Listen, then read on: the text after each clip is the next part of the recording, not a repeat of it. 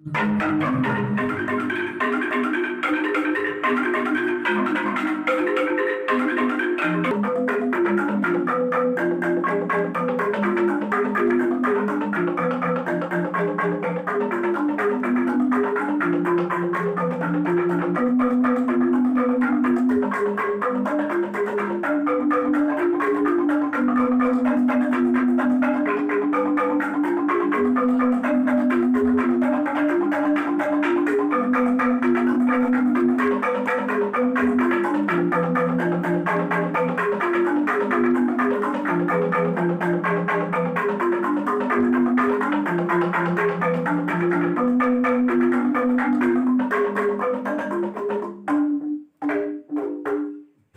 sore pemirsa, kembali lagi bersama saya Santika.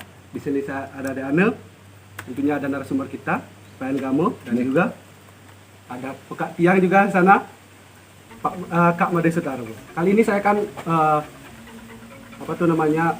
menggali suatu informasi tentang suatu tabuh yang begitu populer di Jemberana, tentunya dengan narasumber kita, Om Swastiastu, Pak ya. Om Swastiastu. Kali ini saya akan ingin bertanya.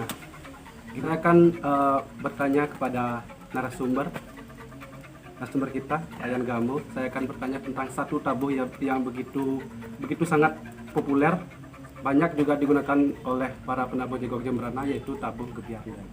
Baik, untuk selanjutnya biarkan sang narasumber yang akan menjelaskan bagaimana sih awalnya tabuh ini diciptakan. Baik Pak ya, silakan. Ya, terima kasih adik-adik. Ini adik-adik muda ini yang luar biasa nih, sebagai pewaris kesenian Jegok khas Jemberana nih. Pertama Pak Ayan mengucapkan terima kasih sudah bisa datang ke sana Pak Ayan, bertemu Pak Ayan. Ya, terkait dengan apa yang adik telah sampaikan tadi, Gebyar Ndeng ya. Iya. Tabuh Gebyar Ndeng. Saya sangat favorit sekali sama tabuh Gebyar Ndeng. Ya. Nah, jadi begini adik-adik. Perlu Pak sampaikan bahwa di dalam konsep membuat satu karya ya, itu wajib hukumnya seorang komposer, seorang pencipta tabuh itu mempunyai ide, ya. Harus punya ide. Kalau tidak punya ide, nanti arah pembuatan suatu proses penciptaan suatu karya itu nanti nggak nyampe kepada tujuan yang ingin dicapai. Ya. Gitu. Yang bahasa kerennya, ide itu adalah suatu hal yang mahal untuk menuangkan kreativitas yang terbingkai. Itu kalau namanya ide. Nah, jadi terkait dengan ide tabuh Gebyar Ndeng Bapak, tabuh ini tabuh petegak klasik deh. Ya, ini Bapak ini bikin tabuh petegak klasik Jegok yang Bapak beri nama Gebyar Ndeng. Yang pertama idenya itu ya santai aja. Bapak pertama itu memikirkan bahwa kok tabuh petegak klasik Jegok itu limit waktunya panjang-panjang. Yang Bapak tahu ya. Misalnya sampai 35 menit, 30 menit, ya paling pendek 25 menit. Ya, itu kalau Jegok klasik biasanya dimainkan sepanjang itu. Nah, Bapak sekarang melihat adanya seperti itu, ya Bapak punya ide. Bagaimana cara mengemas? Ya kan? Mengemas waktu yang panjang itu menjadi suatu kemasan, suatu komposisi yang agak pendek, tetapi tidak mengurangi struktur hukum gending daripada tabuh klasik. Iya. Tidak boleh dikurangi. Misalnya abang bawa gahe, itu jangan selangkitan gitu mama. Gawa gahe, itu jangan oncang-oncangan gitu mama. Bukan begitu. Semua terisi, tetapi waktunya pendek. Kan gitu.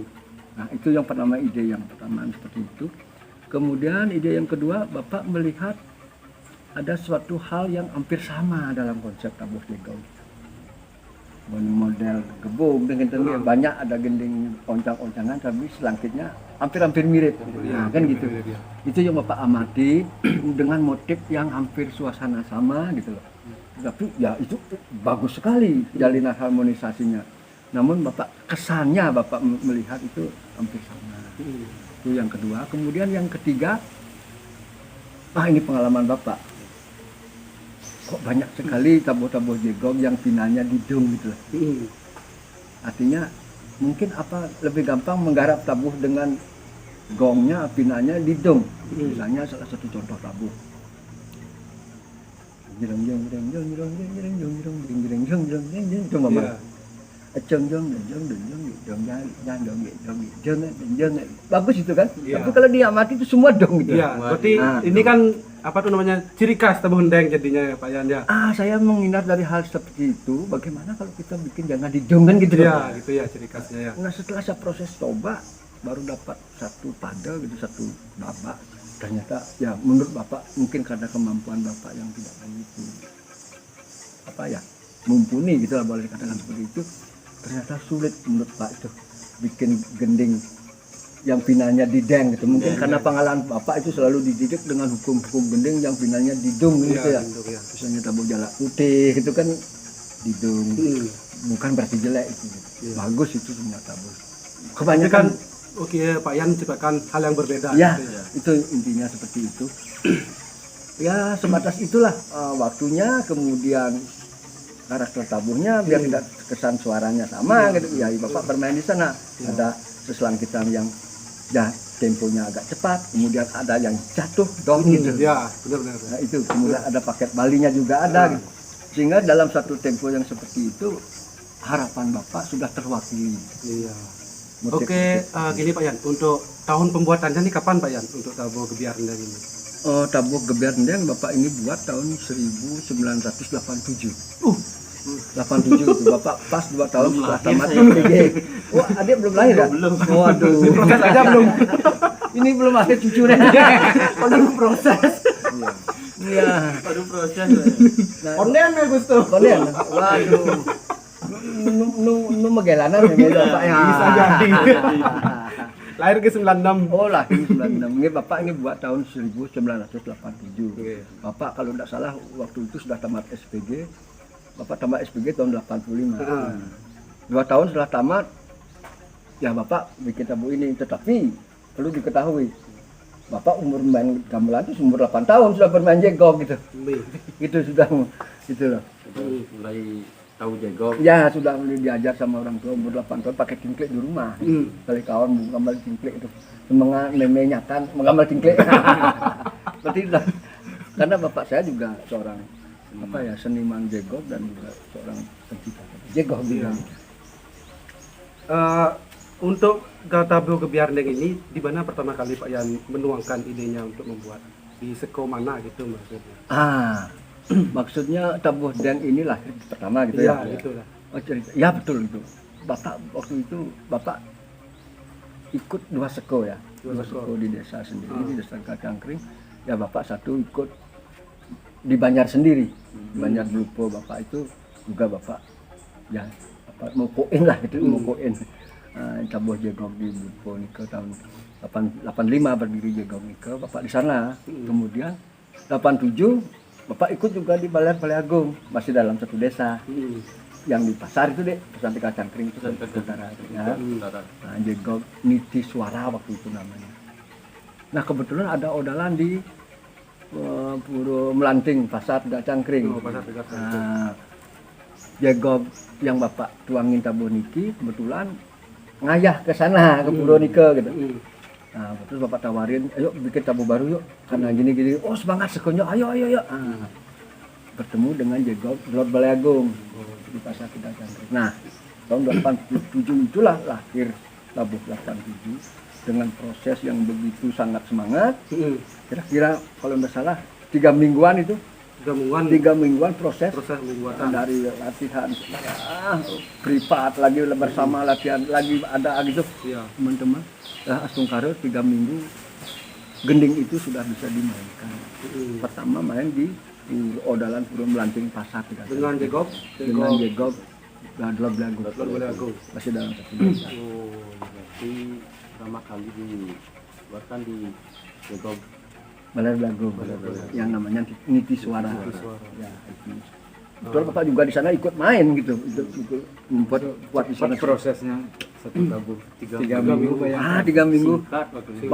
Semangatnya yang luar biasa gitu. Dengan apa tuh teknik saya juga sering juga menabuhkan tabuh hendeng ini, tekniknya juga ya sulit sekali menurut saya. Dalam waktu 3 minggu luar Hebat. biasa. Luar biasa penabuhnya. Ya apa namanya, untuk ukuran seperti itu mungkin karena penabuh ini ke apa semangatnya tinggi, kemudian kebetulan dia punya bakat kan gitu. Nah, akhirnya ya bisa. Kalau nggak ada semangat, walaupun punya bakat, nggak mungkin 2 iya. tahun dia aja nggak akan temu sudah. Ya, gitu dah, Pak, ya. itu modal. Setelah bagaimana ya? Setelah di seko yang apa tuh Balai Agung, Ya. apakah Pak Yan pernah menuangkan tabuh ndeng ini di jegok lain gitu? Pernah nggak Pak Yan? Nah begini ceritanya. Ketika Tabundeng itu lahir, waktu pentas habis di Puro Nike, boleh dikatakan seko niti suara yang Bapak kasih tabuh itu hampir 1 minggu 3 kali itu pasti kundangan gitu. Mebarung gitulah. Tetap mebarung, tetap Tabundeng saya pakai. Nah, dengan tabuh Jaran Daud lagi satu yang kayak di pos santen itu dengar kan, Jaran Daud. Cang nyerang ke jong tadi udah jang jarang jong jong kan semua di dong. Nah itu tabuh itu sengaja Bapak kasih itu karena apa, supaya ada perbedaan. Ini tabuh semua di dong, ini tabuh semua di jeng gitu loh. Nah kemudian berlangsur ya tidak tahu Bapak gitu. Bapak nggak pernah menuangkan gending tabuh deng itu ke seko yang lain gitu, tetapi kenapa seko yang lain sekarang bisa kan gitu. Bukan berarti Bapak memprotes, enggak. Kalau ditanyakan kepada Bapak jawab enggak. Bapak enggak ada, kecuali Bapak mengajar di Tiga Cangkring itu, Balai Bagong Tiga Cangkring itu, di sana Bapak mengajar. Nah kemudian yang banyak sini Tapan Persidi ini yang di tempat sanggar Bapak, dia kan nanya ke berdeng kan, jegong, sosro itu kan. Enggak Bapak yang mengajar, tetapi penabuh itu yang Bapak kasih Yang itu. bawa ke sana, Nah yang mengajar sana, tapi minta izin ke Bapak. Iya. Pak ya tabuh hingga dengnya saya kasih izin. Oh ya silakan. Berarti tabuh ndeng ini disebar luaskan. Pak Yan juga bangga juga ya disebar luaskan. Ya, Bung Karo gitu. Jadi terkenal tabuh ini. Ya. Iya. Untuk kelanjutannya gimana Pak Yan? Apakah ada koreksi atau gimana Pak Yan untuk selangkitannya atau gimana untuk Pak Yan, untuk para seniman jegok Jemberana yang bawakan tabuh niki, ada koreksi apa gimana itu Pak Yan? Kalau menurut Bapak, ya artinya kalau dikoreksi tanpa sepengetahuan juga nggak apa-apa. Iya. Tetapi ya Bapak kan tahu gitu. Mudah-mudahan koreksinya teman-teman yang pecinta jegok itu menghasilkan yang lebih bagus daripada Benar. aslinya kan Iya, gitu. yang lebih Ya bagus. kalau misalnya menurut kacamata Bapak yang membuat gitu ya, membuat tabuh itu artinya Anda mengkoreksi tanpa pengetahuan, ya dirubah-rubah sedikit, ternyata menurut saya kurang bagus, jangan Anda marah kalau saya enggak. kurang bagus. Iya. Kalau bagus pasti Pak diam. Lebih bagus tuh gitu no. Kalau Bapak begini dulu, ya pakai kayak itu bagus tuh. Pasti Bapak begitu. Artinya kita welcome Iya, itu hal yang baik gitu. Pakai tabuh ini. Nah, Bapak yang penting gitu Pak, ngapa dan mengurutan gending baik gitu. Ya, sampai saat ini gitu, sampai saat ini. Mungkin semua belajar gimana ya? Belajar dari mendengarkan mungkin Pak Yan. Ya, di YouTube kan banyak sekarang tabuh Pak Yan, tabuh ndeng. Ya perkembangannya setelah ada ini, ada HP Android ini. Ya, Kalau udah. dulu masih sedikit-sedikit Iya. gitu.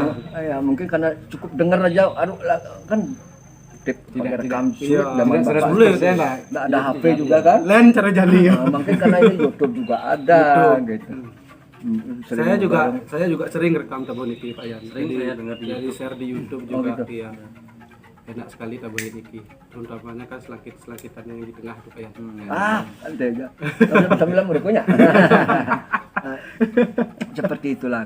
Tapi untuk apa? Untuk sebenarnya Bapak nggak tahu juga ya gitu. Ini intermezzo sedikit yang tidak terlupakan.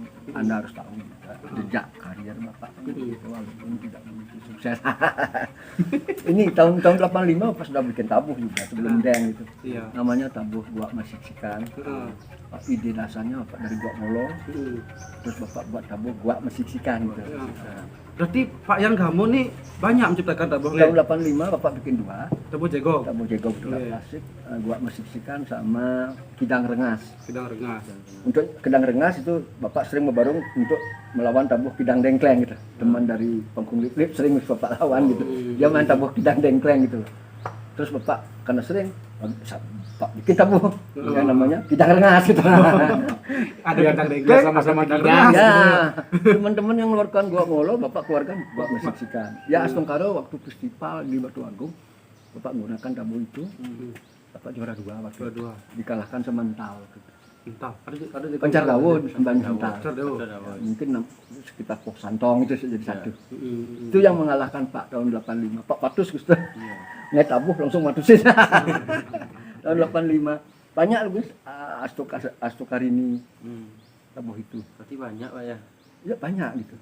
Untuk tabuh klasik banyak. Yang di Blupo di sini kul-kul banyak sudah pakai. Ya tabuk tegak ini ya. Tabuk tegak klasik kul banyak. Sekarini. Heeh.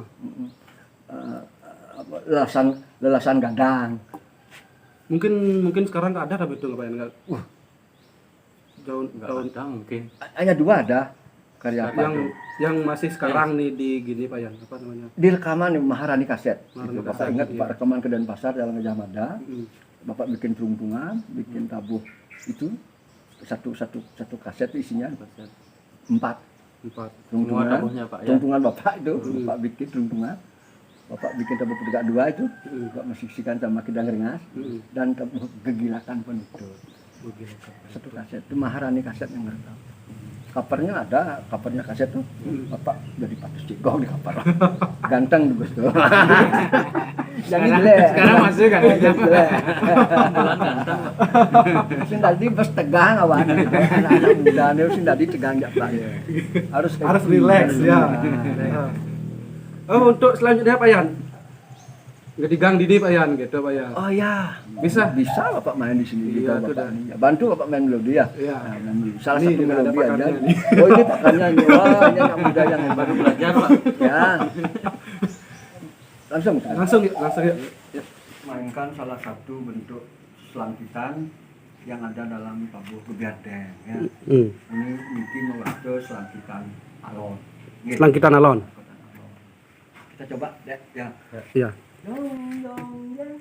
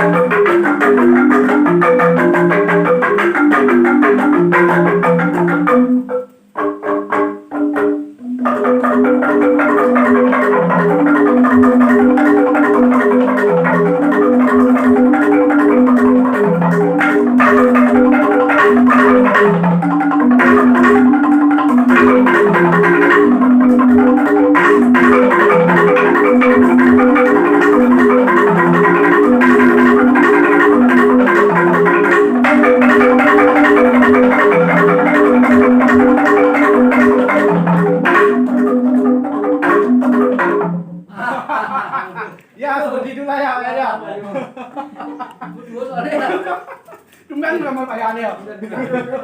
Ya, begitulah tadi apa tuh namanya gedigan tabuh undang dari penciptanya. Gimana Pak Yan? Tumben gambar Pak Yan. Coba dihitung tahun 1987. Sekarang 2022. Berapa tahun itu? Enggak main gitu loh. Artinya, Tapi nu inget yo. pesan Bapak itu. Iya, pesan-pesannya gimana nih Pak Yan untuk kelanjutannya Pak Yan untuk buat pertama kan para seniman- pecinta seniman. seniman Jegok Jembrana Pak Yan. Ya. Begini Bapak pesan kepada adik-adik. Mm-mm. Suatu hal yang perlu adik-adik pikir dengan cerdas ya. Mm. Banggalah jadi orang Jembrana. Mm. Karena menurut Pak itu Jembrana adalah suatu daerah yang mempunyai kultur budaya yang spesifik Iya, khusus gitu. khusus ya. Coba aja pikir-pikir. Jembrana kan kengelah jago kan? Di mana-mana bukan hanya di Bali, internasional. Internasional. Bali nasional, internasional tetap Jembrana yang punya. Iya. Itu suatu hal yang perlu adik-adik sebagai generasi muda merasa bangga dan tidak cukup bangga tanpa ada perlakuan yang positif. Gitu. Iya. Nah, perlakuan positif yang di sini Bapak maksud adalah silakan adik tetap dengan konsep melestarikan, jangan lupa juga mengembangkan. Iya. Karena seni itu sifatnya tidak statis. Dia bergerak terus ketika Iya, ada iya. perkembangan. Ada perkembangan. Nah, sehingga dalam konteks adik maju sebagai pewaris budaya Jembrana dalam ini adalah gamelan Jawa kan gitu. Adik akan kuat di dalam tradisi, juga akan kuat di dalam kreasi kan gitu. Oke. Kan itu yang perlu Bapak titip pada adik-adik. Kalau belum bisa belajar dong sama siapa. Tidak harus dengan Bapak. Dan Iya, banyak loh seniman-seniman Iya. penglingsir itu. Itu yang Bapak ingin sampaikan dan jangan lupa berterima kasihlah pada penglingsir karena beliaulah yang mewarisi hal seperti ini. Kalau tidak ada beliau, nggak ada Bapak, nggak ada adik dan sekarang mencintai Jegok juga kan. Untuk generasi penerus siapa lagi ya? Seperti itu. Iya, untuk anak-anak cucu-cucu. Pokoknya yang lain cucu. Nah, seperti itulah kita walaupun ya agak bagaimana kita harus semangat Iya. melestarikan dan mengembangkan gamelan Jegok. Kira-kira seperti itu. Oke. Pak Yan, terima kasih untuk untuk iya, sama-sama. informasinya Pak Yan ya. Untuk waktunya juga mengganggu sekali kesini. Oke, para seniman Jegok Jembrana, sekian dari saya informasi yang begitu menarik saat ini dan juga mana ya dapat lagu Jegok juga sedikit. Oke, untuk penutupannya saya tutup dengan Prama Santi. Om Santi, Santi, Santi, Om.